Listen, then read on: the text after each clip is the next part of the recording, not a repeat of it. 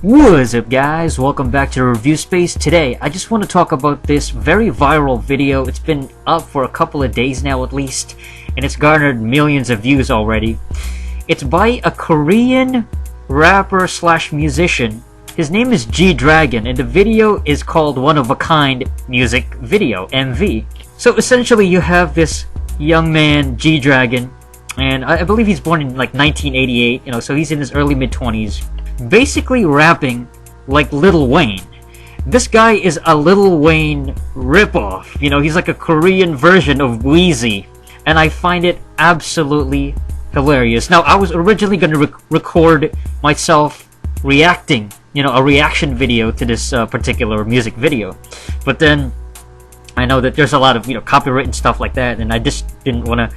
But the whole video, I was watching it, I was just like, is this guy for real? Is this guy serious? Are you kidding me? Because the whole thing was so cheesy, corny, mixed with like this mainstream level of hackneyed material. It was just a rehash of everything we've seen from mainstream artists. You got elements from Lil Wayne was the big one. You have touches from even, I would say, like the cinematography of Lady Gaga's videos. So you have all these different things going on. You got animals and tiger prints, and you have this autotune, this blatant use of autotune. By the way, autotune is so 2007. I love how other countries, these foreign countries, Asian countries or Middle East, other areas that are just sort of trying to catch up to American trends in music. So then they're only doing like autotune like just now in the rap videos. Well, it was like the staple and the popular thing to do like 5 years ago in American music. That's my point, is that everything about this video is it's a blatant rip-off, knockoff of everything we have seen in music videos, rap music videos. Skinny pants, tiger prints, there's auto-tune. I mean, it's just, there's the guy with the long hair, and he's got these long, they're not dreads. I mean, I don't want to call them dreads, but he's sort of got that Lil Wayne thing. He's got the hat, the hoodie, and then the long hair flowing, and he's got his arms crossed like that, like Weezy. We've seen Lil Wayne have this image. This is basically Lil Wayne's style.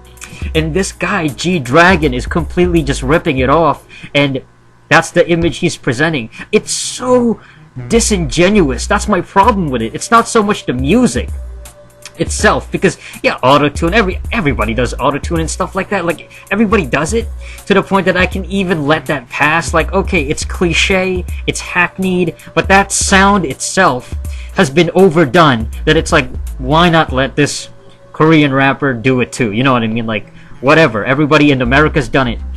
The problem is that even his image, his actual music videos, his style, is completely lifted from other people. And I think that's kind of the problem, and my problem with non-American hip-hop and musicians and pop acts, but particularly rap, that try to emulate so much of the American style to the point that they don't develop their own style, they don't develop their own legacy, their own artistic nature.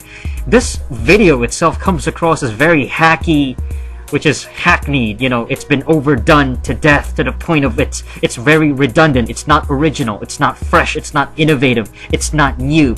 It's just trying to capitalize on the mainstream of the images we've seen from guys like Lil Wayne. We are seeing nothing new here, nothing fresh.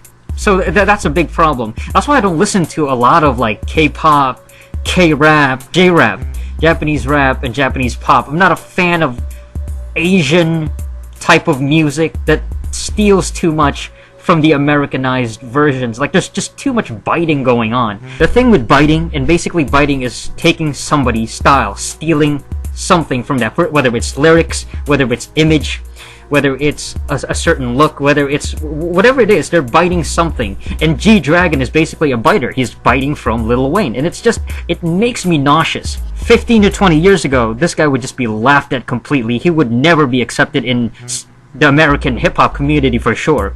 I don't think he'd be accepted in it now, particularly with this kind of music video. Because biting is a big no-no when it comes to hip-hop. No, you're not supposed to bite. You know, you get jumped, you get beaten up, you get thrown off stage if you bite other people, because you gotta have your own swag, your own style, your own way of presenting yourself, instead of just stealing from others. But I think overall in hip-hop, biting has become so much more common, you know. I mean, even in America it happens from time to time. And don't get it twisted, you know, I will be as quick to just completely denounce a crappy Hollywood movie, a crappy American movie that rips off a Korean movie. You know, so it's not like, oh, I'm just biased against Korean stuff. Give me a break. I'll defend an awesome Korean movie that gets ripped off and stolen by frickin' American Hollywood producers and then just ripped off, you know, so dead that.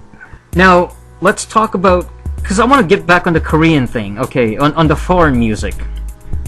I can just never get into it, you know, number one, because I don't understand the language. I mean, look, I'm Asian myself, you know what I mean? I am Asian. You know, I'm proud to be Asian, 100%, no doubt about it. But the thing is, I just can't get into something that I don't understand. You know, the language, I don't really understand it.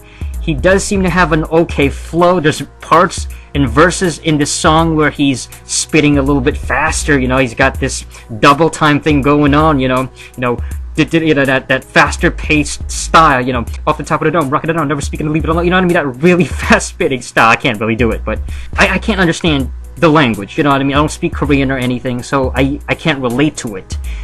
And then you have the image, the music video, which I can't really enjoy either, because it's just too reminiscent of somebody else. You know, it just feels like this guy's just trying so hard to be Lil Wayne, and then these Americanized artists. And trust me, coming from a guy who is immersed in the hip-hop culture, who knows real hip-hop, I mean, I listen to, let me tell you what I listen to. I mean, Nas, okay? I listen to Nas, Illmatic style stuff, you know, real hip-hop, the golden age of hip-hop, the boom bap era. I listen to grimy stuff like Das FX, the Wu-Tang Clan, you know, Rakim. I mean, that's my ish, that's my stuff, that's what I like. And that rugged, raw 90s style of rap, that real hip-hop style, from like the underground to the pseudo underground, I love that raw, the rugged beats and everything like that. You know, I'm a big fan of that. I mean, I can't forget, you know, the legends, you know, Notorious Big, Tupac Shakur, you know what I mean? I'm a fan of that too. Big L, one of my favorite MCs of all time. Big L is a legend, king of multisyllabic flows. And so, I mean, I listen to a lot of hip-hop, different styles of hip-hop as well, different genres within hip-hop.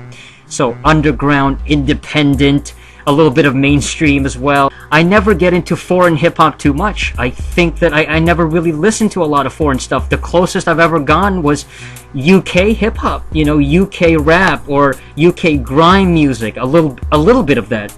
It's just that this video in particular, the video itself, is just so lame and corny.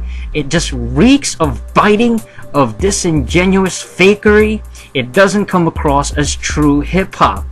Alright, and let's also address the issue of race. You know, this video is filled with all different types of comments. I've been reading them. And some people also feel like this guy is just not representing the culture real well. This guy is just, because he's not black, he's not African American, and then he's sort of stealing from Lil Wayne, who is a black American musician, rapper. So it's kind of like, well, look at this poser, this Korean Asian dude that's just kind of ripping off the black dude. You know what I mean? So it became a racial thing as well. And we have to understand, look, black culture is hip-hop. Hip-hop is black culture. Blacks invented hip-hop culture. It is their own innovation. It is their own style. It came from them. They are the originators of hip-hop. It belongs to them. It is their culture. You can like it as much as you want, You know what I mean? You can enjoy it as much, you can listen to it, you can buy into it, and you can go to the concerts, but at the end of the day, hip-hop, coming from me, an Asian dude who loves hip-hop, it will always be a black art form. It is from the African American community. It is their creation. They started it. And it really pisses me off whenever I see this apologetic bullshit about how, wow, you know, black people don't own hip-hop. Hip-hop has no color. It's not owned by a culture. It's not owned by a race. Give me a fucking break. Black people and hip-hop, that's synonymous. You know, it's synonymous.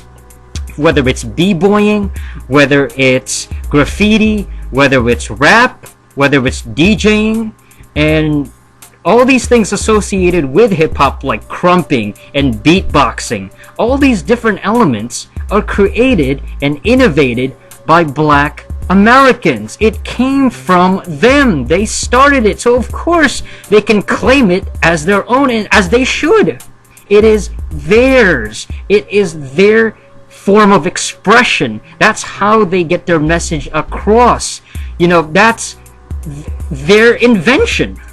And I get sick and tired of people trying to take that away from them, trying to steal it from them, trying to take it from them as if, oh, you're not allowed to have it, it's not yours, give me a break, it doesn't belong to you. Oh, yes, it does. Hip-hop culture is black. It is African American. And anybody who tells you different is an idiot, is a fool, is a racist, is somebody who does not accept black American culture, who does not like them, who does not enjoy the idea of African Americans innovating anything or owning anything, because they're racist. The truth about hip-hop is that I love it. I'm glad blacks invented it. It's one of my favorite genres ever. I've been listening to it since I was a kid. Okay, I want to end off this video with this suggestion. I want you guys to watch this video by Paul Mooney. He talks about white people in hip-hop.